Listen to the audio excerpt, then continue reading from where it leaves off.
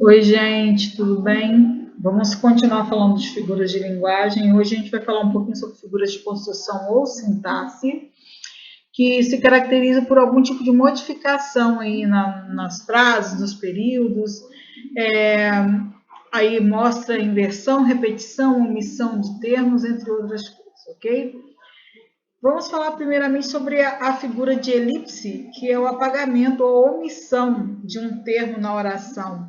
Ele não foi expresso anteriormente. Vocês vão entender por que eu estou dizendo especificamente um termo que não foi expresso anteriormente. Adiante a gente vai ter termos que já foram expressos sendo apagados, omitidos. Mas nesse caso aqui da elipse, ela está falando de a gente está mostrando o apagamento de um termo que ele não existia na oração, mas ele está implícito nela.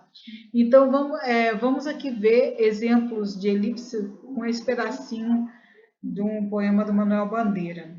Os cavalinhos correndo e nós cavalões comendo, o Brasil politicando, nossa, a poesia morrendo, o sol tão claro lá fora, o sol tão claro, esmeralda, e minha alma anoitecendo. Nesses versos do Manuel Bandeira, a gente tem a omissão do verbo estar, que está implícito aqui. Ó. Os cavalinhos estão correndo e nós, cavalões, estamos comendo. E o Brasil está politicando, né? A poesia está morrendo. Então, tudo isso aí foram apagamentos e por isso se chama elipse. Eles não existem anteriormente, por isso que se dá o nome de elipse. Se eles já existissem, o termo seria outro, tá? Então, é a omissão, nesse caso aqui, do verbo estar, nesses versos do Manuel Bandeira. Vamos ver o próximo aqui.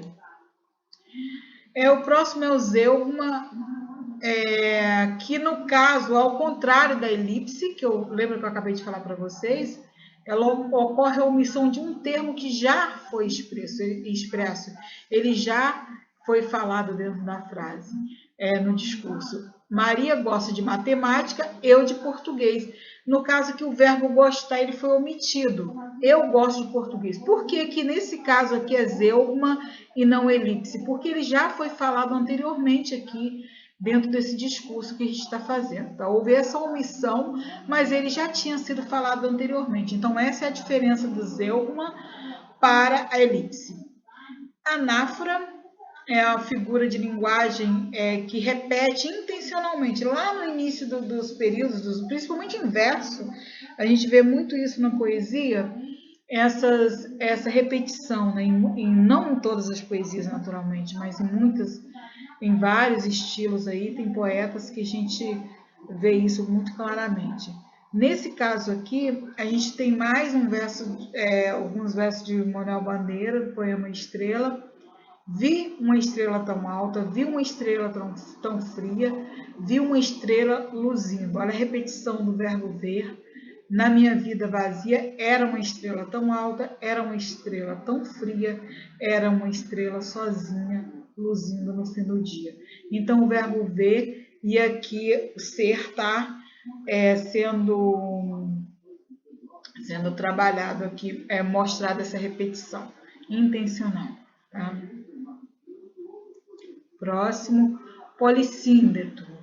Então, a gente sabe que aqui já pelo poli aqui é repetição, né? E síndeto, eu até coloquei aqui embaixo que é a presença da conjunção coordenativa entre as palavras. Então, o síndeto é uma conjunção.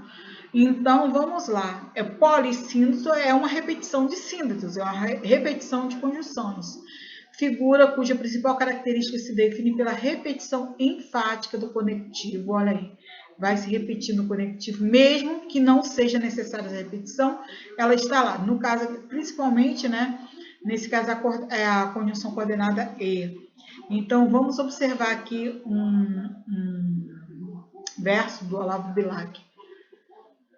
Trabalha e teima e lima e sofre e sua. Ele está se referindo aqui ao poeta, né? A gente sabe muito bem que ele fala dessa construção da poesia como se fosse uma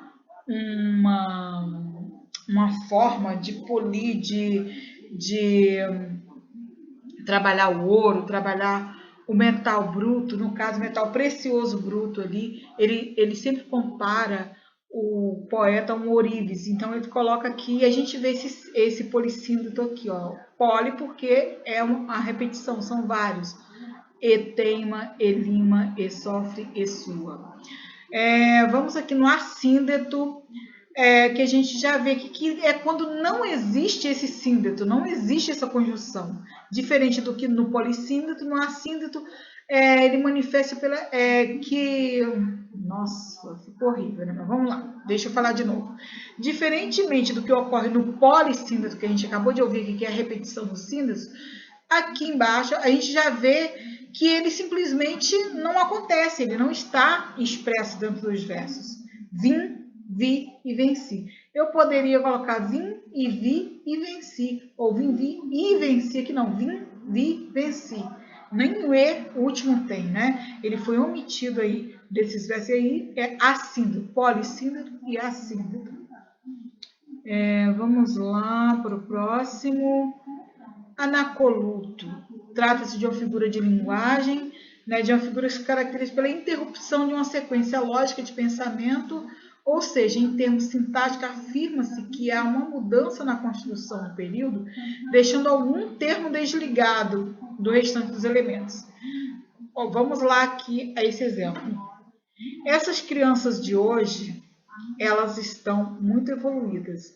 Eu poderia colocar, essas crianças de hoje estão muito evoluídas, mas olha o que eu coloquei aqui, ó. Elas estão muito evoluídas. Esse elas aqui é desnecessário, né? Mas aqui parece que eu rompi com a primeira oração e passei uma construção completamente nova. Então, isso é anacoluto. A inversão, que é bem interessante também, a gente vê isso com muita frequência nas nossas construções. Como bem nos revela o conceito, trata-se de inversão na ordem direta dos termos da oração, né? Olha aqui, eufórico, chegou o menino. Se a gente for falar na ordem direta, a gente ia falar o menino chegou eufórico, isso é a ordem direta. Sujeito, verbo, predicado. Mas aí a gente vai ver que o eufórico chegou o menino. Então, a gente houve uma inversão nessa explicação. Deduzimos que o predicativo do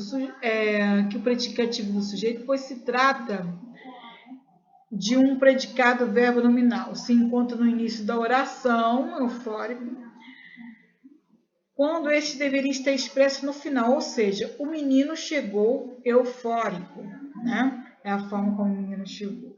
Vamos adiante.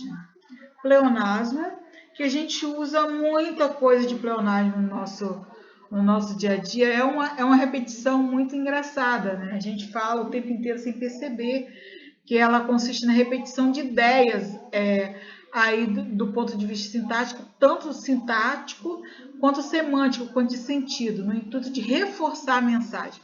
Olha só isso daqui, no primeiro exemplo. Vivemos uma vida tranquila. Ora, vivemos tranquilamente, já não daria conta? Vivemos uma vida, é óbvio, se você vive uma vida, certo? Então, você não precisaria de repetir esse uma vida aqui. A ele nada lhe devo. Esse lhe aqui se refere, repete o ele. A ele nada devo. Por que eu preciso desse lhe aí? Não precisaria. Um pleonasmo que está repetindo esse ele aqui. E aí outros exemplos que esses aqui são clássicos, a gente faz isso o tempo inteiro. Subir para cima, descer para baixo, entrar para dentro, sair para fora. E assim, lembra da música do Zezé de Camargo e Luciano, que fez um sucesso aí, talvez alguns de vocês conheçam, que eu saio para fora e ela chama, e ela para fora e ela chama para trás. Então a gente tem aí, entre tapas e beijos, né, essa construção interessante. E na próxima aula, no nosso próximo bloco, a gente vai falar sobre figuras de som, que são pouquíssimas, mas são muito interessantes. E quando bem trabalhadas, elas dão assim um efeito maravilhoso dentro da construção do texto. E mais uma vez, eu vou deixar aqui para vocês aqui os sites que eu consultei para poder estar fazendo esse conteúdo para vocês. Espero que vocês tenham compreendido e qualquer coisa é só perguntar. Um abraço grande e fiquem bem.